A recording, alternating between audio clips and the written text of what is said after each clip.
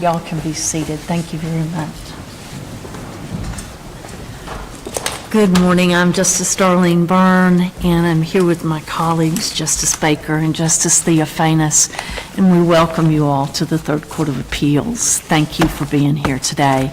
As everyone knows, this matter is being broadcast also live on YouTube. It'll be available to you later via video as well as audio. So if you desire to look at your riveting presentations, which I'm sure they're going to be today, feel free to do the reruns. They'll be available for you. So hopefully we've got some, maybe 10 observers watching us today. I'm not sure how many may be watching, especially while we're also having the legislature in session yet again. This is today cause number 0322236 CV. State of Texas versus Ellis et al. If I could have attorneys introduce yourself and state whether you're ready or not for this proceeding. Philip Lineberger on behalf of the State of Texas. Joining me at council table is my co-counsel, Reinstein. And the state is ready to proceed. Thank you. Good morning, Your Honor. Caitlin Silhan on behalf of Applebee's. I'm joined by my colleague, Ellis and James Tucker, and we are ready. All right, thank you very much. As you know, we have, typically we give the appellant 15 minutes to open, then the appellee 20 minutes to respond, and then the appellant another 5 minutes to do rebuttal. As you'll see, we have our wonderful timing system that is so, up to date here with the green light, meaning, just tell us everything you want to tell us. At yellow, you've got 2 minutes, and then at red, certainly wrap up. And I will warn you, there are so many questions. So just, know that we're there and have some interesting questions to raise today. But with that, I'll look forward to the appellant. Thank you.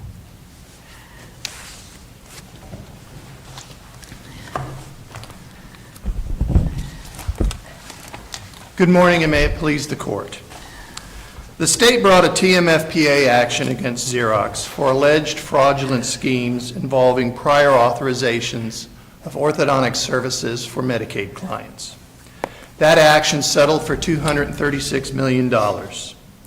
Subsequently, the appellees, who brought separate qui tam actions against hundreds of dental providers and Xerox, moved for a joint share of that settlement in the state's action, claiming that it was an alternate remedy to their actions.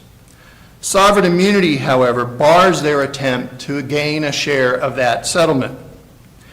And the TMFPA does not waive immunity for an alternate remedy under these circumstances.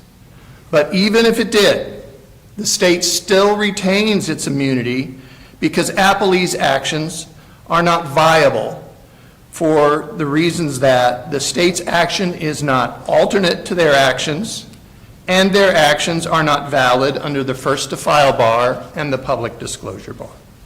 And counsel, on that issue, you've got obviously the two issues that you're talking about, but is the date on the first to file position the only issue, or is it the content of the pleadings that is relevant as well? And if so, with the relator's pleadings being sealed, doesn't that get past the sovereign immunity issue that you're raising in the first instance under the plea to the jurisdiction?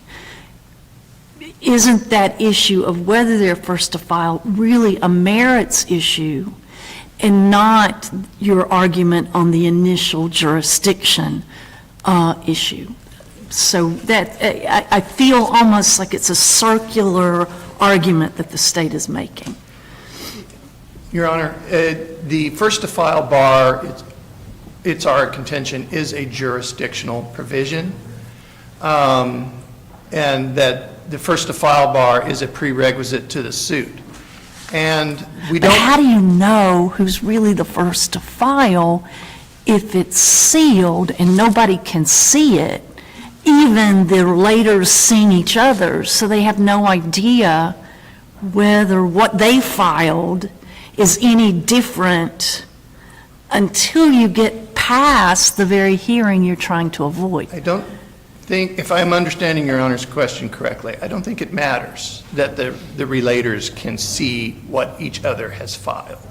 What matters is who was the first one to allege fraudulent transactions that the state proceeds with or seeks an alternate remedy from. And then we can then later determine whether, if the state proceeded with any of their claims, who was the first to bring that claim. And has the state not already judicially admitted, if in fact the quotes in the appellant's brief on page 10 articulate that the Attorney General wants to reaffirm that he considers Dr. Christine Ellis a bona fide relator? Is that not a judicial admission in this case? It's not, Your Honor, and it's not because when we're talking about bona fide relator there vis-a-vis Dr. Ellis, what they're referring to her as being a bona fide relator as to all the claims that she had versus the dental providers, not being a bona fide relator as to Xerox. The state never proceeded with Dr. Ellis's claims against Xerox. Okay. Can you address the point they made, or counterpoint they made about conflating devices, conflating the two devices together on page 10 of their brief? I'm not sure I understand the question. I'm not sure what they mean by Okay. devices. The key TAM petition with the motion? I believe what he's articulating is you've got a plea to the jurisdiction, which is the initial threshold of sovereign immunity, and conflating the issue of what is at stake in the overall scheme of a TMFPA anticipated future hearing for some trial judge to analyze whether in fact one of these relators is first to file, or whether one of these relators has presented a different allegation related to fraud. I think that's the conflation that they're asserting. I think I understand. Let me try and answer the question this way. This is a very unique case. It's unprecedented to our knowledge. And what we have here is relators who each have a separate qui tam action pending. They are attempting to come into the state's action, to which they aren't parties, and they're trying to get a money transfer from the state. And in that situation, the doctrine of sovereign immunity applies. And they need to show that there is some waiver or exception to sovereign immunity, and they haven't carried that burden here. But now they did bring their qui tam action before the state decided to seek a settlement, correct? They did. Correct. And in their role as a relator in a qui tam action, are they not themselves the state? And therefore the issue is the state is now going into the state's action asking for the state's component part, which is the relator's component part, because they raised these issues and brought these issues first. No, Your Honor, they are not the state. When a qui tam relator brings an action, they, under subchapter C of the TMFPA, what they are doing is they bring it in the name of the state, and it's also in their name, and they can continue in the action. If the state intervenes and elects to proceed with the action, then the state takes over the action and it's primarily responsible. Or the state can decline to take over their action, and then the relators will continue proceed with the action on their own, but they bring it in the name of the state, but they're not the state. And the action that we have, that the state brought against Xerox was its own TMFPA action, and there isn't an XREL. If you look at the caption of that, there isn't state XREL relators. They're not party to our suit. And subsequent to the settlement, they come along and they want to be in the suit. They haven't even intervened in the suit. They're not party to the suit. They aren't the state. The state... They're not the state, but they're acting for the state, right? They would be in their key TAM actions, but they're not acting for the state in the Xerox action, that the state brought. They are strangers to that action, and they're coming in wanting to get a share. And we never intervened and proceeded with any of their actions against Xerox. We intervened as to these relators and would have proceeded through some alternate remedies, administrative proceedings against the dental providers, but we never proceeded with their Xerox claims in their key TAM actions. So they weren't acting as the state in pursuing Xerox, and they never did pursue Xerox in their key TAM actions.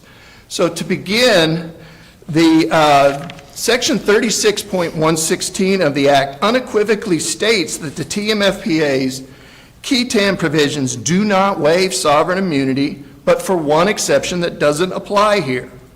Appellees have cited no authority that contradicts 116's plain language. And counsel, based on case law also, in your pleading on page, I believe it is 26, you assert about 3 or 4 cases on page 26 related to the FCA, which is the Fraud Claims Act, the Federal Fraud Claims Act, in which you say that TMFPA is somewhat like. In these FCA cases regarding precluding recovery of a relator's share award by individuals who were not the first to file, you cite the Allergan case, the Endo-Pharmacies case, and again in the Endo-Pharmacies case. In any of those cases, did the issue that you were asserting here, meaning they don't even get through the door because of pleaded jurisdiction, or did the court actually go to the merits of an FCA to determine whether they were entitled to a recovery? What the courts did in those cases is they looked to see whether there was a bar, and that would extinguish their claims, that they didn't have valid claims because they were barred. I hasten to point out, Your Honor, that in the federal circuits there's a split of authority as to whether public disclosure and first-to-file bars are jurisdictional provisions. The First, Second, Third, and the D.C. circuits say it isn't jurisdictional, but the Fourth, Fifth, Sixth, Ninth, and Tenth say it is jurisdictional. So I'm not recalling exactly those cases at this moment as to whether or not they were barred because it was a merits or jurisdictional, but it depending on which circuit you're in, it's a jurisdictional. And the Texas Supreme Court is not written on this? No, this is a case of first impression, Your Honor. So despite 36.116, the appellees argue that 36.109 concerning alternate remedies available to the state is a waiver of immunity. The state, however, is not aware of any case, and appellees have not cited one, holding that 109 waives sovereign immunity. But even assuming for the sake of argument that it does, the state still retains its immunity because appellees' claims are not viable for 3 reasons. First, under 109, the state may elect to pursue a claim through any alternate remedy available to the state rather than pursuing its claim in a pending key TAM action asserting the same claim. If it does, the person bringing the key TAM action, quote, has the same rights in the other proceeding as the person would have had if the action had continued. But the state never elected to pursue appellee's Xerox claims in the state's action. Thus, their action is not an alternate remedy. Can I interrupt you here?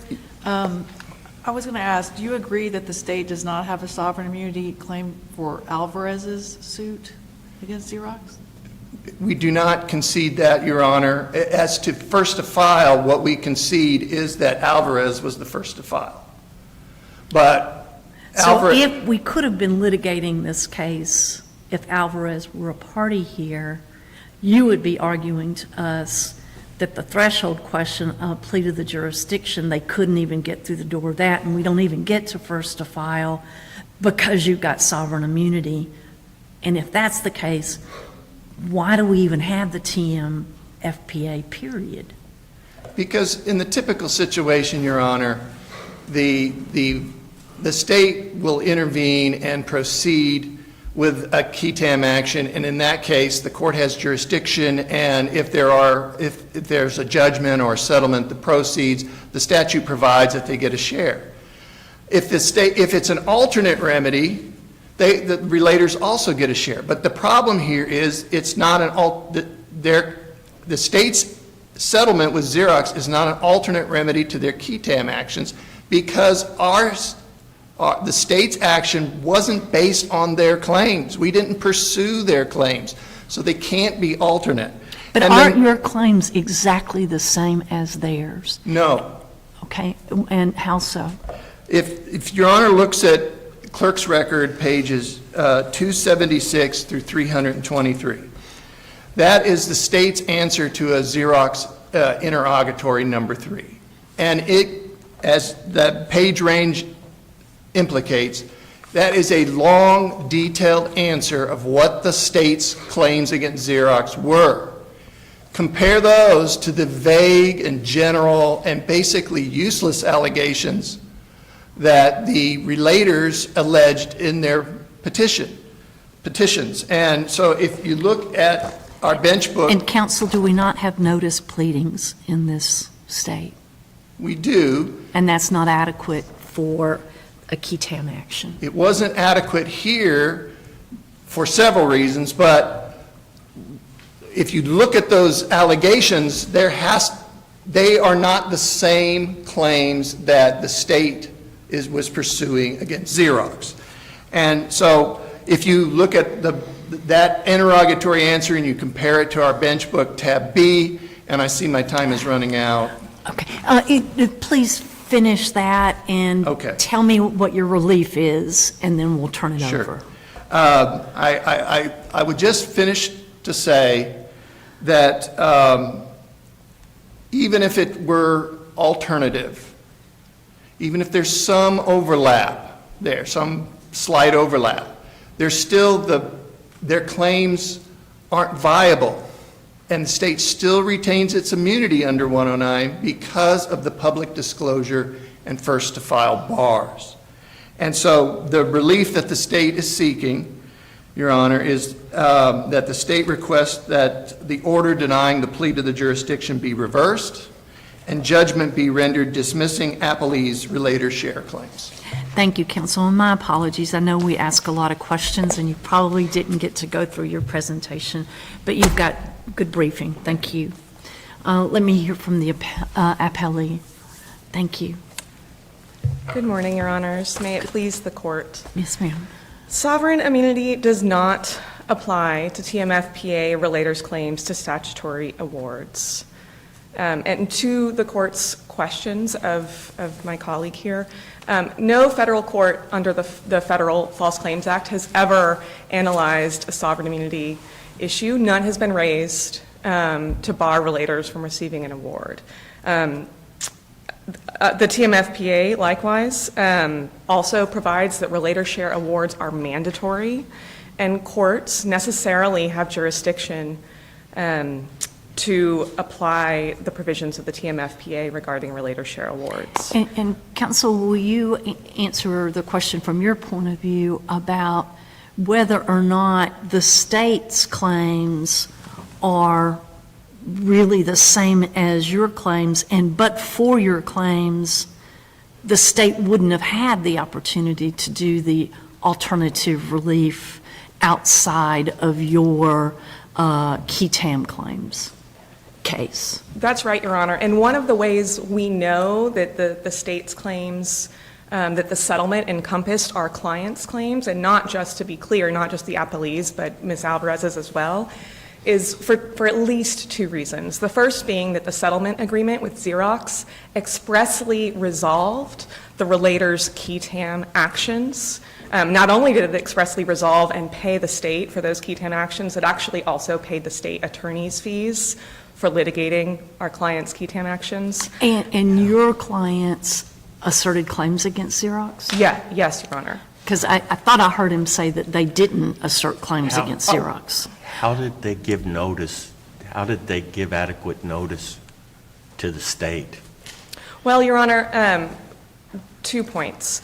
First, I think the first to file jurisprudence, at least in the federal courts, which the parties agree is informative, at least, indicates that notice to the state is relevant.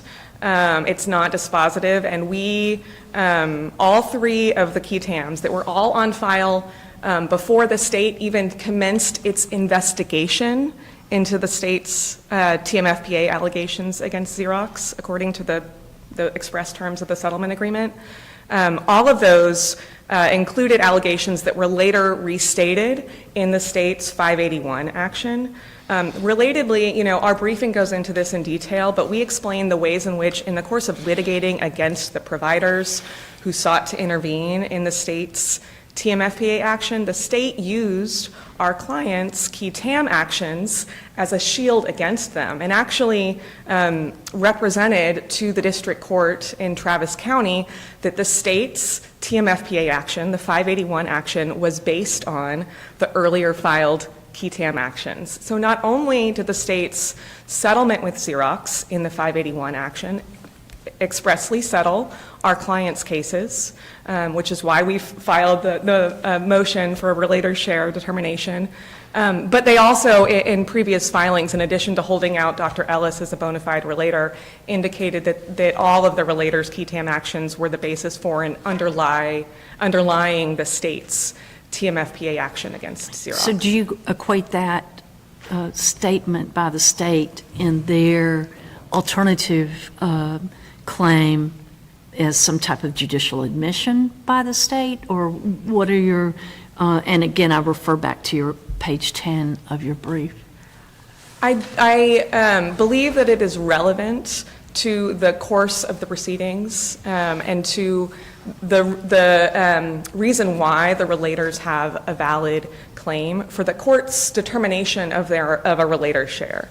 It goes to the course of the litigation and why, contrary to the state's representations in this matter, why we understand, contrary to the arguments made here today, that Dr. Ellis did bring value to the state. I'd also like to note, despite what I heard argued earlier, it is clear that the state did intervene in Dr. Ellis's action, actually in LaFountain and Alvarez's actions as well. That was conceded at the plea to the jurisdiction hearing. That has been admitted and agreed to in the filings. I was surprised to hear otherwise today. But if the court consults the clerk's record, the intervention notice in Dr. Ellis's key TAM case is in the record rather. It's described in our briefing, and it is not qualified. The state intervened as to, in the entire action. The state later, before it even filed its 581 action, moved to partially lift the seal as to Xerox and ACS to disclose the existence of Dr. Ellis's key TAM to ACS at that point. So you're focusing a lot on Dr. Ellis. So do you concede that Fontaine didn't add anything extra, and therefore we should do as the state wants in Fontaine, but maybe Ellis stands in a little bit different light in light of the assertions by the state and the reliance? No, Your Honor, we certainly do not concede that. The specific representations that the court has inquired about that the state made below on page 10 of our briefing, those do pertain to Dr. Ellis, and that is why I emphasized those. But we do not agree that LaFountain is barred in any way. He added the unique allegation related to the activity-based compensation that went beyond. It was not stated in the first key tam that was on file. It was a unique allegation. It was later pursued by the state in their 581 action. And again, all three of the key tam cases at issue here were resolved by the settlement agreement, which is why we think it is appropriate for the trial court to determine the relator's entitlement to an award, given the state has settled their actions. Counsel, I'd like to get an understanding of your position on where the state's coming from. They're asserting that you can't get through the door of the overall concept of sovereign immunity, that unless there's a clear waiver of sovereign immunity, you don't even get to the TMFPA claim at all. And so what is your argument that maybe TMFPA, the entire statutory scheme, is a waiver, even though it doesn't use the magic words, this waives sovereign immunity, so that you get to that? That's one question. And then the other question is, are you arguing that because you're a key tam relator, you are in essence the state, so the state is fighting the state in their settlement and how you divide the proceeds? I apologize. I hope those are clear questions. They were, and I'll do my best to answer them in turn. With respect to the first question, we don't think that sovereign immunity applies to TMFPA relators' claims to a relator's share under 36.110. Because this is not like the cases in which sovereign immunity clearly does apply. This is not a claim for damages against the state. This is not like the Nazari case where a defendant, a TMFPA defendant, seeks to offset a penalty that the state is seeking to incur. Instead, this is a statute with provisions, the express purpose of which is to allow trial courts to determine whether relators whose actions the state has settled, whether they are entitled to an award. We don't argue that there aren't statutory bars that could apply. Those are also in the statute. We think, like the trial court did, that the appropriate vehicle to raise those statutory bars is not a plea to the jurisdiction, because if there was sovereign immunity that applied to relators' claims to a relator's share, the whole section on the relator's share would be meaningless. It would be gutted if a relator could never avail herself of the trial court's jurisdiction to determine her entitlement. In that regard, are you saying that the TMFPA's entire scheme in its totality is in fact a waiver of the sovereign immunity basis of law? You can't sue the king. Well, we think that it is not, that it is outside the realm of sovereign immunity, but yes, even if the court agrees that there is sovereign immunity in a case of a motion asking the trial court to analyze the factors under the TMFPA, that it would necessarily be a waiver. There's simply no way for a key tam relator that the legislature has empowered not only to bring these cases in the state's name, which goes to your second question, but also to ask the trial court to award them a share of the recovery that their action, whether directly or indirectly, as was the case here, brought to the state. There would be no way to do that if the statute either was outside the realm of sovereign immunity or if sovereign immunity was waived by virtue of 36.110. Now, with respect to your second question, ordinarily these cases are when they're intervened, the state takes over the action and litigates them in the original cause number. In some cases, when there are multiple relators, they're consolidated and litigated under that cause number. But there is the alternate remedy provision that allows, as the state did here, for the state to peel off and either litigate under a separate cause number in the district court or through an administrative action, which has also happened in connection with Dr. Ellis's case, for instance. And so in that case, the relator does not enjoy the right to take over the action and litigate it. The state does, but she retains her rights to seek the court's determination of the relator's share. And of course, the state, at that point is able to invoke the bars and argue for reasons that the share should be lessened or not awarded at all. But it's not a function of sovereign immunity. All right. I don't know that I heard the answer to my question is, in essence, are the relators the state?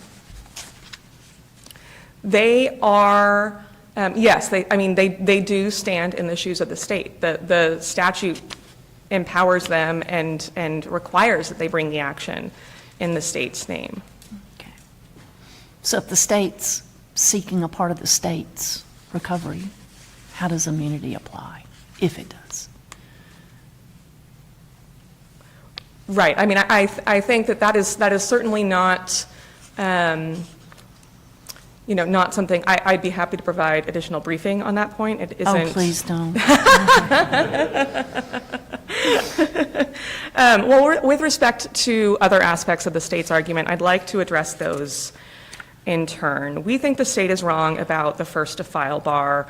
And in terms of section 311.034 of the government code, we think the first to file bar is not a prerequisite to suit against the state for at least two reasons. And this, again, gets to who's doing the suing and in whose name.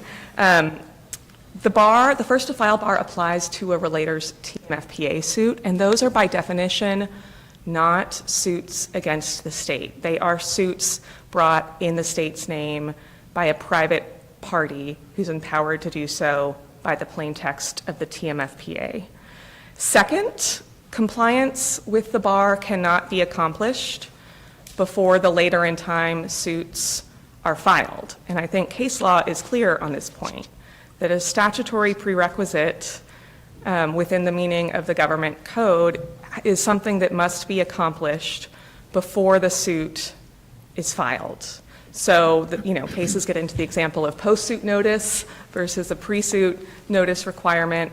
The first to file bar necessarily requires that the trial court compare the pleadings, the qui tam petitions, and they can't do that if the later in time petition isn't filed. So is it your position that the first to file bar is more than just the date, it's the actual content of the pleading itself? Absolutely, Your Honor, and we think case law is clear on this point.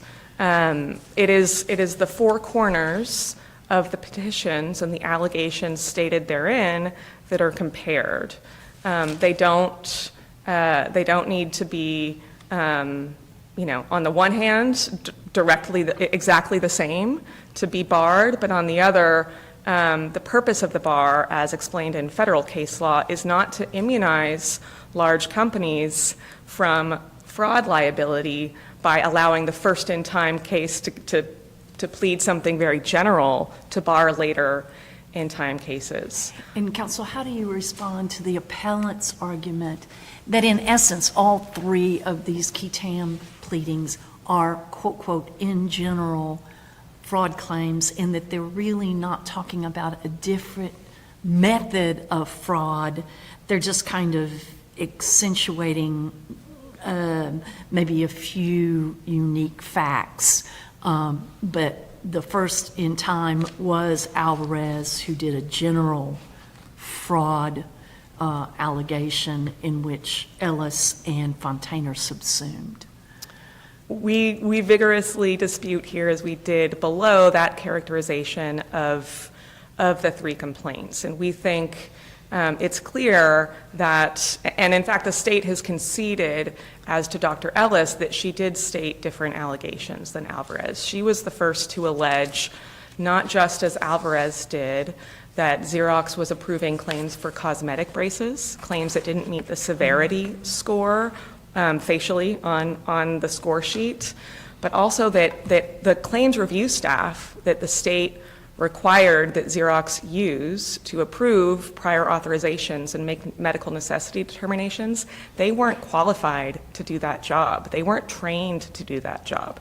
So even if they were looking at a legitimate prior authorization request that met Medicaid criteria or met the Medicaid guidelines, that would still be a false claim. Xerox would still be failing its obligations to the state of Texas under its contract because it wasn't employing the right people to do the job. Relatedly, Dr. Ellis was the first to allege specifically that Xerox concealed all of this from the state.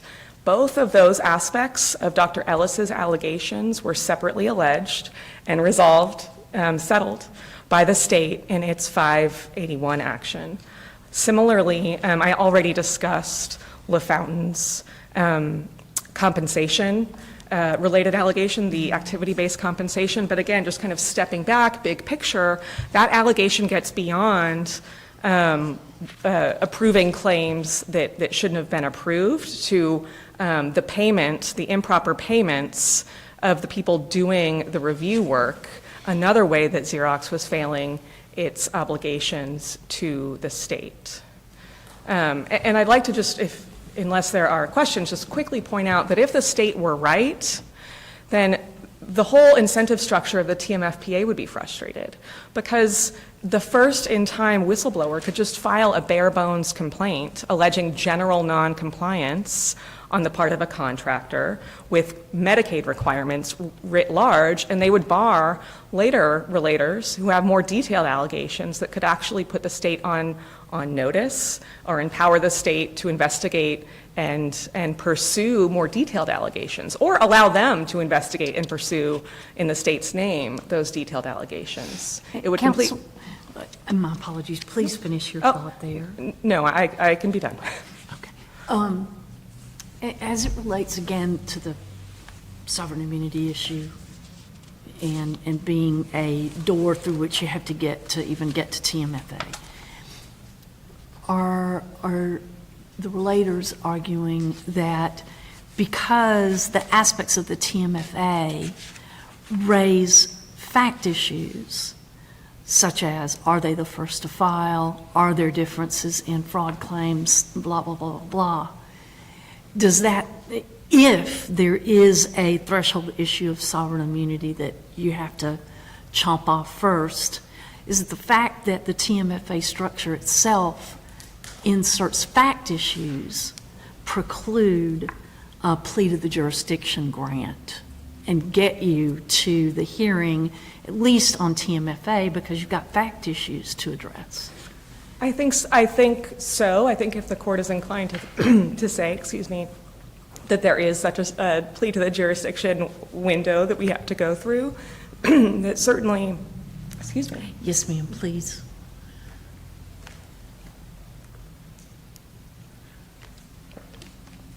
That certainly those issues would remain and require the trial court's finding before a determination can be made.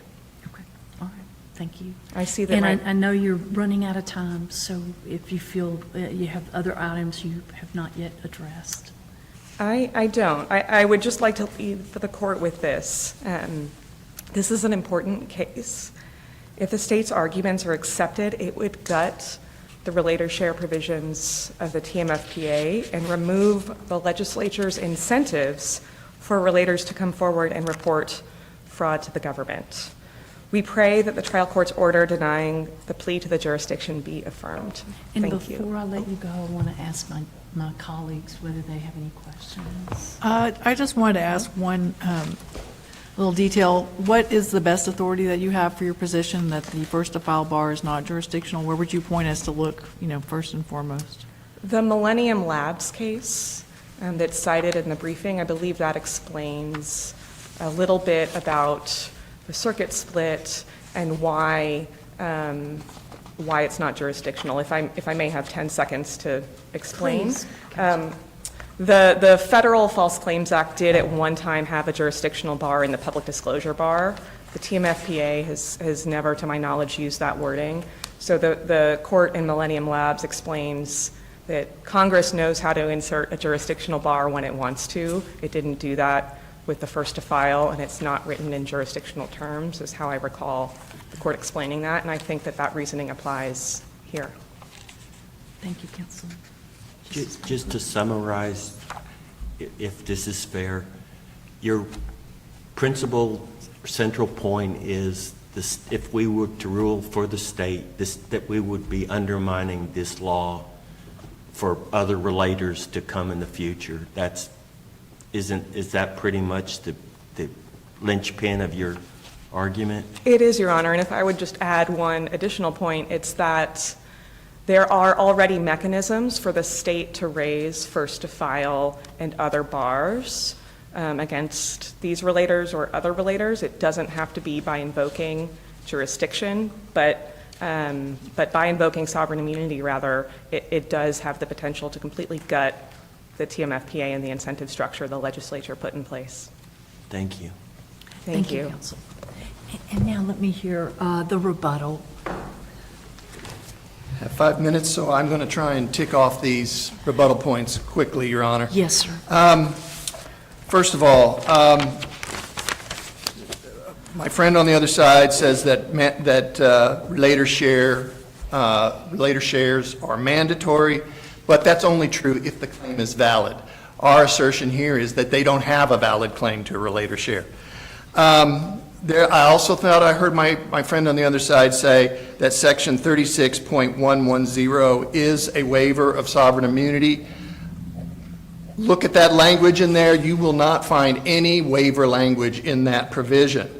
My friend on the other side also pointed to statements that state's counsel made and basically implying that the state's actions in making those statements were somehow a waiver of our immunity. But as this court well knows, that the Texas Supreme Court has never recognized that there is a waiver by conduct exception to sovereign immunity, and furthermore, only the legislature can waive sovereign immunity. An assistant attorney general can't waive sovereign immunity.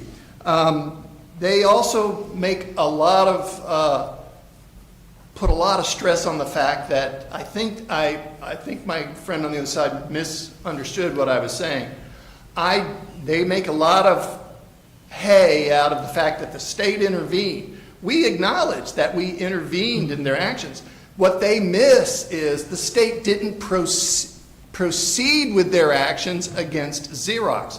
We had our own action in the state action against Xerox based on our own claims, not based on their claims. So you didn't assert that they fraudulently submitted claims. You didn't assert that they had ill-equipped employees reviewing. You didn't assert that they were paying them in such a way that would incentivize the employees to do more claims and not really look deeply at the claims. You did none of those assertions that were asserted by the relators? Basically, I'll stand on my earlier answer. Compare what we told Xerox our claims were with what they're saying.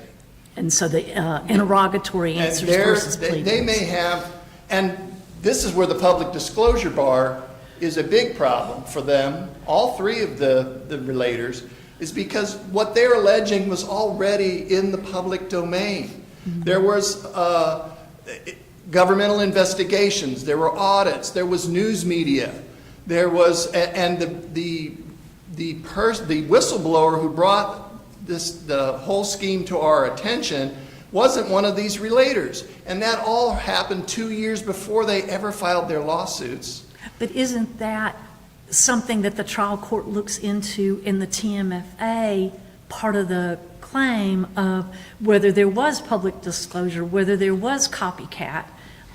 Isn't that what happens once we get into the TMFA? Well, and isn't that a merits argument? They're alleging a waiver through 109 that it's an alternate remedy, but it's clear, Your Honor, in the sovereign immunity context, but also in the federal false claims context, that they need to have a valid claim to be able to say that it's the state's alternate remedy entitles them to a share. They don't have a valid claim, and they don't have a valid claim because it's a public disclosure bar, which means that needs to be addressed.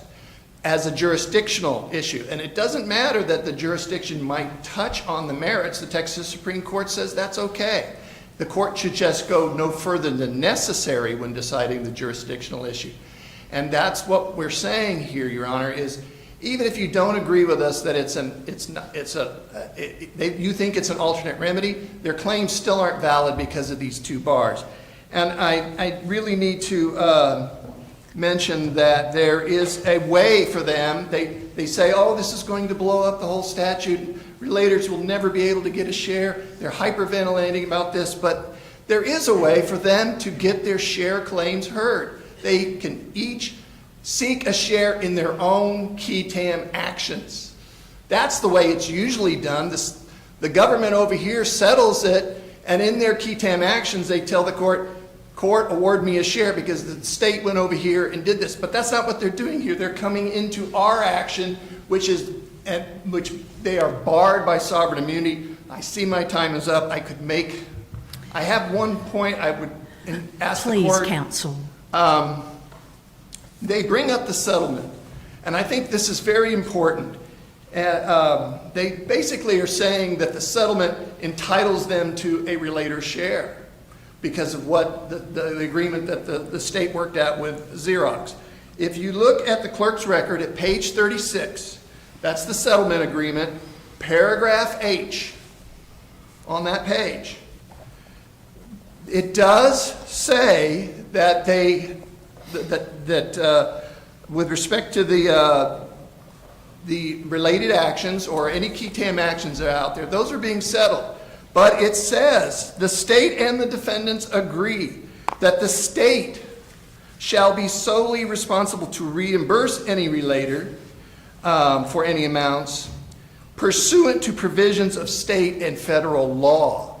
So basically that's telling everyone that the state is solely responsible to work out whether they are entitled to a share pursuant to state law. We're saying they're not entitled to a share pursuant to state law. And the settlement agreement also says that the state will commit to resolving what the share amounts will be. So, and by resolving, that means that by having that language in there, it is telling everyone that the state can dispute whether or not they have a relator share. The settlement does not say anything about awarding relator shares, only that the state shall determine whether they're entitled to a share and resolve it with the relators pursuant to state law. Thank you, counsel. Thank you. Thank you. Thank you very much for bringing this interesting issue to the court. I just want to make it really clear that I've been doing this kind of work for 23 years now, and this is a very unique and very important case, no doubt, and we will work on it aggressively and deliberately and do our best to get it right for you. And it saddens me that in a year I won't be able to preside over these cases again. But that is the wisdom of our Texas legislature. With that, this case is submitted. Thank you.